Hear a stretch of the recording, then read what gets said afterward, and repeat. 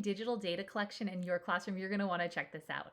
I've been using it for just a little bit over a year in my classroom, and I found that when I wanted to find a specific Google data sheet that I was clicking around a few times to find exactly what I needed. So what I came up with is what I call a quick sheet. It's a Google Doc where I've linked together all of the data sheets that I use in my classroom, and it makes it super easy for myself and my paraprofessionals to find what we are looking for.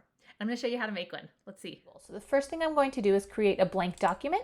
So we click right there and it will create a new document. I like to rename it just so it's easy for me to find. So we're starting the 2020-21 school year, IEP goals. Once I've done that, I insert a table here. So I'm going to go to insert a table. Let's say I have 8 students in my class this year. So I'm going to do a 2x4.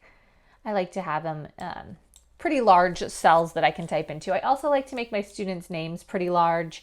So let's go with like a 42 font for now. We can change it if we need to. I also just personally like to center the text. Then in each cell, I'm going to enter one of my students' names. So Johnny gets his own. Let's do Kevin. We can do Marcus and Jennifer. Let's do Emma and Sally and Michelle, and let's do Chris. Okay, so each student now has their own cell. Another thing I personally like to do is color code these because everything in my classroom is color coded. I know that anything green is going to be Johnny's, anything blue will be Kevin's. So to quickly do that, I just click inside the cell I want.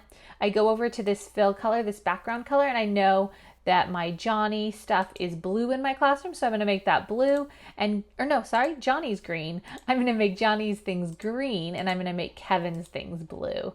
And let's go with, how about that blue? And you can totally change those however you want. You can go to custom colors and create your own as well. But for this purpose, this is fine. The next thing I do is I'm going to hop over to my IEP goals and I have my data forms stored here. And I need to grab a link that we're able to fill out. So I'm going to open up Johnny's here.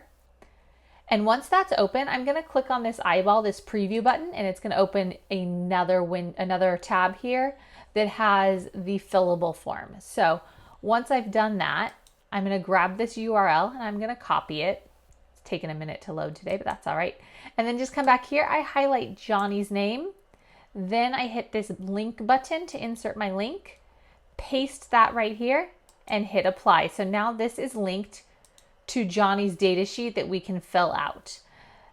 Let's do the same thing with Kevin's real quick, and then I can show you how you click on those links. We'll go to preview. Just taking a minute to load here. There it goes.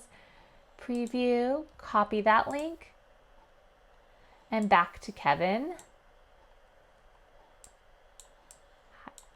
I don't think I can see it because it's blue.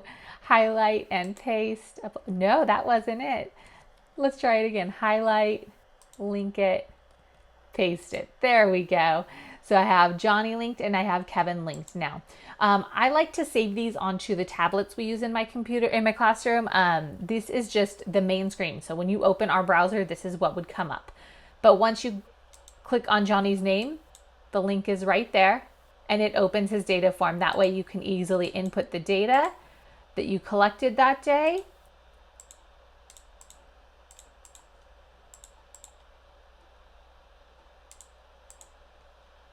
And submit it.